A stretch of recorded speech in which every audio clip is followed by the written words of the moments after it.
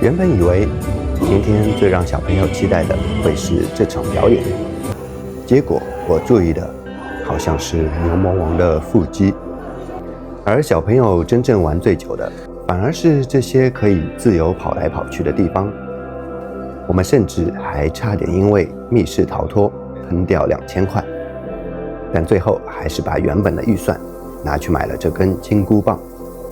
看着他把自己当成孙悟空跑来跑去的时候，好吧，这趟宜兰传艺行，他们应该是真的玩得很开心。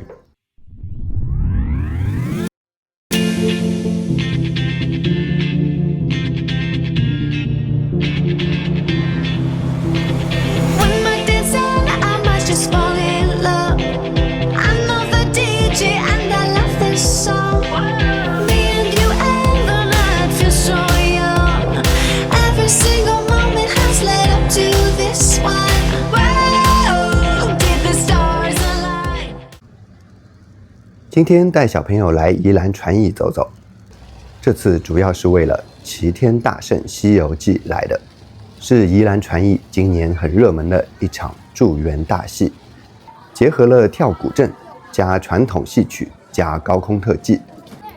但以他们现在这个年纪，能不能乖乖坐着把表演看完？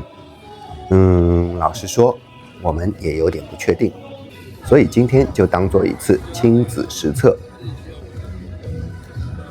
我们是前一天从台北出发的，路上刚好遇到婚礼车队，让我跟小朋友都看得很新奇。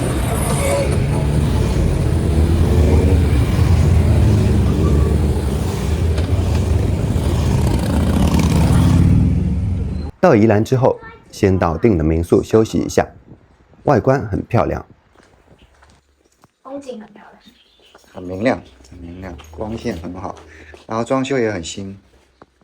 说大不大，但是也不算小，绝对不算小。零负评是因为新开吧？啊，哦，这样怎么出去？还有个阳台。哦，这个装修的标准真的是超出一般民宿的规格，我觉得装修的很田园风，然后现代田园风。景观也不错。老板说童玩节那段时间，这附近几乎都订不到房，难怪一路上真的超多民宿。民宿外面就是一大片稻田，虽然宜兰的天气总是阴沉沉的，但是绿色的稻田却充满了生机的感觉。路过一家来来牛排，客满，可能是在地的大热门餐厅。再往前走，来到这家酒饮饭了，没想到意外的好吃。我本来没有想要自己来说着拍的，就是实在是太好吃了，尤其是它这一道麻辣牛肚，我没想到一家餐厅可以做出这么好吃的麻辣牛肚。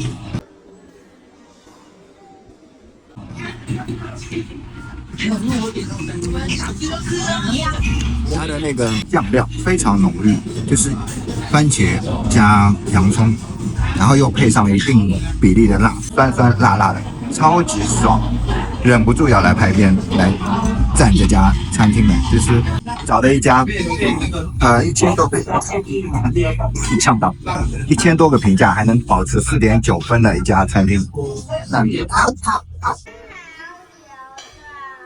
带子牛排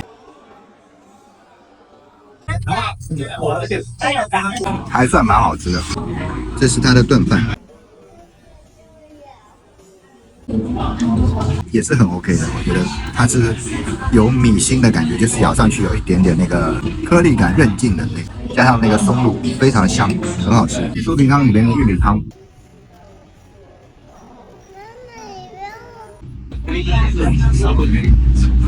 味道很天然，很纯粹，奶油还有玉米那个浓郁的香味，但是是很天然的感觉，所以我就忍不住要来拍片赞一下这家餐厅，真的非常好吃。以前找住宿有张床，基本干净就好了，现在成了家，必须要考虑到家庭成员。老婆对声音很敏感，首先要安静，而有小孩又要考虑到空间稍微大一些，环境是否安全。总体来说，这家民宿还是很符合我们需求的。尤其他们家的早餐，营养丰富，味道也不错，连挑食的小朋友都觉得好吃。继续来到齐天大圣西游记，原本还有点担心他们看到一半会不会开始坐不住，毕竟这个戏除了动作感十足的打斗外，还有歌唱曲艺的文戏。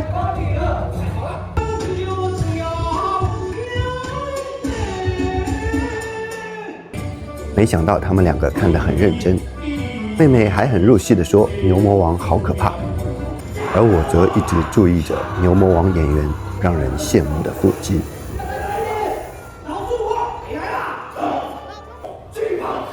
我会不会打到？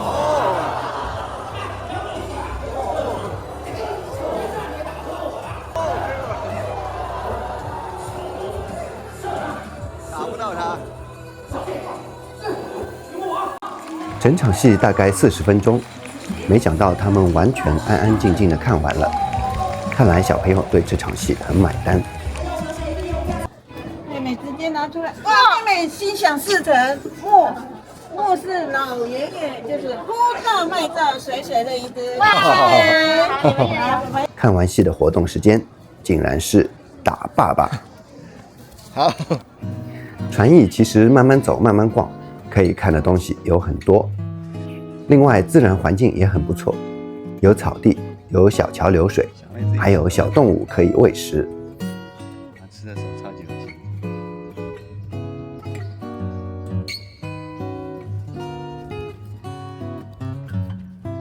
一个小朋友喂食很开心，一个小朋友进食也很开心。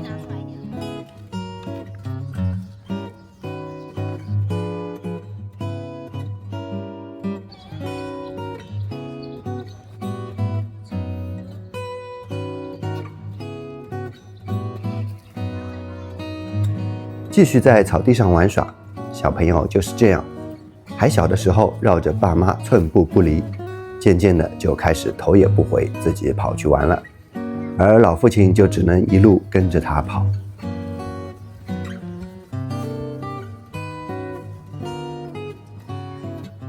这种人类与动物和谐相处的设施最棒了。其实我们今天来还有另一个目的，就是打算去玩密室逃脱。因为之前看有一个救救唐三藏的《西游记》主题密室，心想刚好和舞台剧能搭配上，小朋友也会比较知道在玩什么。于是就来到了这家传艺里面的密室逃脱主题店。这不是玩好密室逃脱的转场，这是由于来到现场看到票价不便宜，且2个小朋友都要收费，眼看一场下来要喷飞2000新台币，整个人冷静了下来，心想这些钱吃点啥喝点啥不好呢？不用非把自己关起来再逃出去，何必呢？小心哦，不要打到人哦。于是就用省下的钱给小朋友买了玩具。虽然300一根的中国制造金箍棒比淘宝上贵了不止1倍，妈妈买下手的时候，我的心也有一点痛。但看到小朋友自由地在喷雾区挥棒嬉戏，把自己当成孙悟空的时候，心想做父母还是不要太现实了，300块买个齐天大圣梦不贵。放空电量的小朋友进入圣人模式，内心和池水一样平静。